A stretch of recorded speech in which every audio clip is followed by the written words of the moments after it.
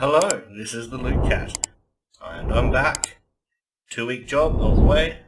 We're coming straight back in with the promised review of the FNEX 1/4 scale Kurumi. This is kind of going to be a negative review, so if you're not down to listen to me bitch about a model for like 10 minutes, I'll see you later. Don't get me wrong, I love this model. But this is very much a critical review based on her price point and what you expect at that price point compared to what I got at that price point. For my returning viewers and those new, yes, this is a new avatar. There was quite a journey getting here for him. I quite like him. He's simple, he's basic. It didn't cost me too much, which is great. I'll be doing a video summing up how I got this model and the journey I went on for that. Look out for that.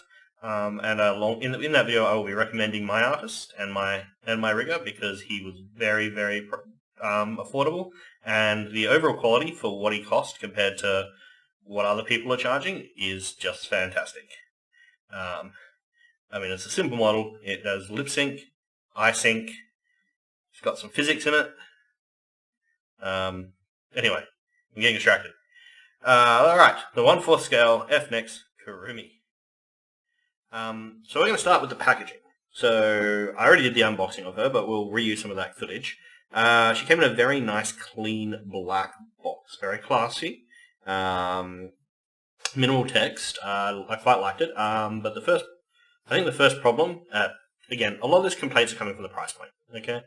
If you were buying a $200 figure or even a $60 figure and some of these things were true, they're not bad. But yes, immediately cracking her out, and she is stored in molded plastic. This crinkly sort of... Now this is, don't get me wrong, this is actually a pretty safe way to store your model, but there are better ways. To give an example, I don't have an anime fig that was packaged this way, though I have seen them packaged this way with other reviewers. This is a package I got one of my chef's knives in. This is from the Damashiro Baccarat line, and as you can see, it's got this nice semi-firm compact foam.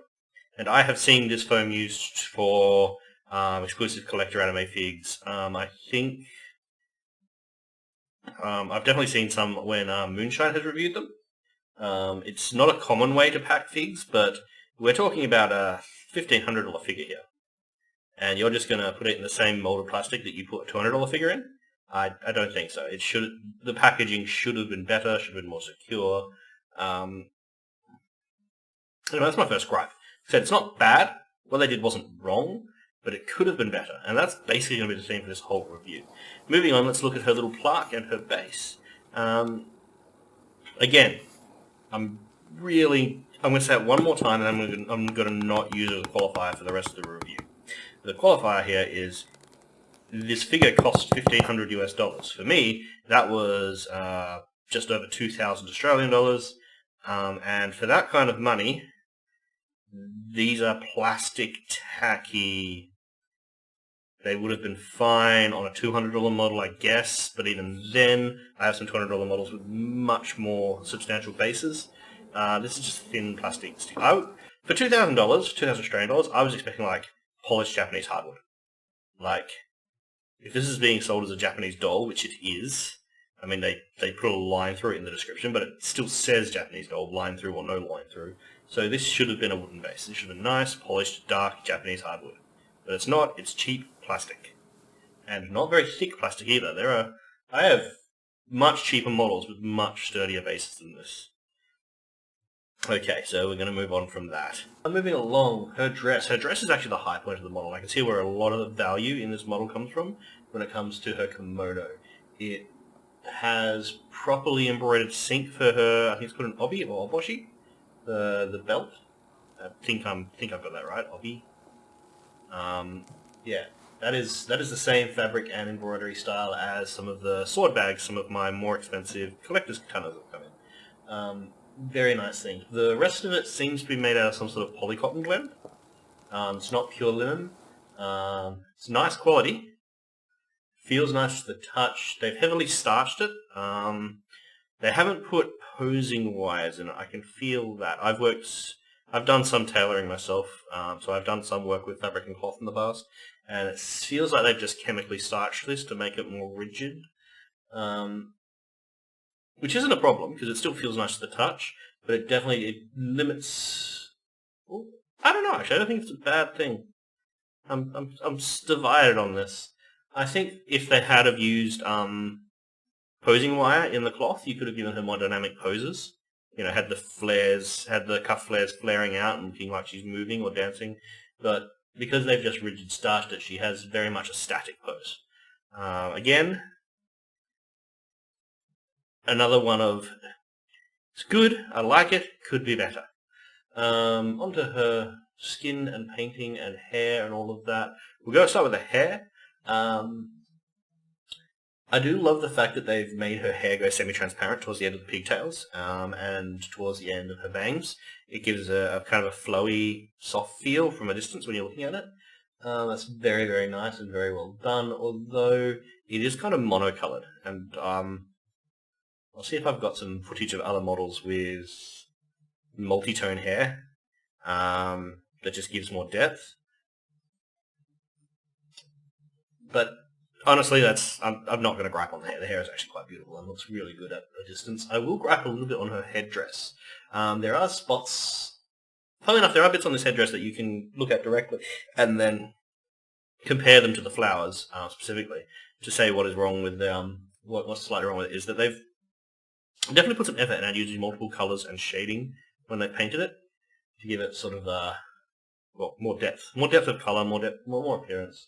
But some of the flowers they really haven't, and they're just monocolored. And again, not a problem if I had spent $200 on it, but I didn't spend $200 on it, did I?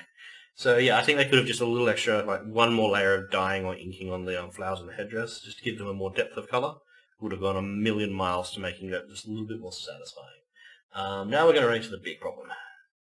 Other than the fact that most of her, they painted her nails, which is nice, but most of her skin is a monotone color. There's no blush, there's no shade, and that feels cheap. It just does. They could have given her some blushing and some shading on her skin to make her look a little bit more lively, but they didn't. I don't know if that's because they're going for the Japanese doll look, but if you're going to try and make her look like a porcelain doll, how about use porcelain? But not the same mass-produced plastic that all anime figs are made out of, especially for that price point. But no, but they've got, I think that might be a stylistic choice. They've gone for like the porcelain doll look, which again, not bad, could have been better. But the bugbear for me is this one. If you look under her neck, where her jaw hits her throat, that's a seam. Why am I seeing a seam on this model? That's not a joining point, by the way. Her head and her neck are a single piece that you plug into her body when you're assembling her. So the head and neck is a single piece. So why is there a seam on it? This should not be here. This should not exist. This makes me mad. I am not happy with this.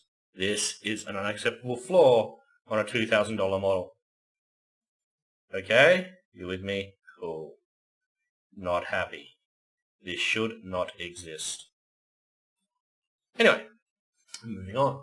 Her guns are finally painted, nicely detailed. You've got little rivets and stuff detailed and painted on them, although there is a little bit of mispainting or inconsistent painting on the barrels. I'm not sure if it's intentional to make them look like they're worn, or the painting just wasn't consistent on them. Again, it's not clear either way, and that's a problem.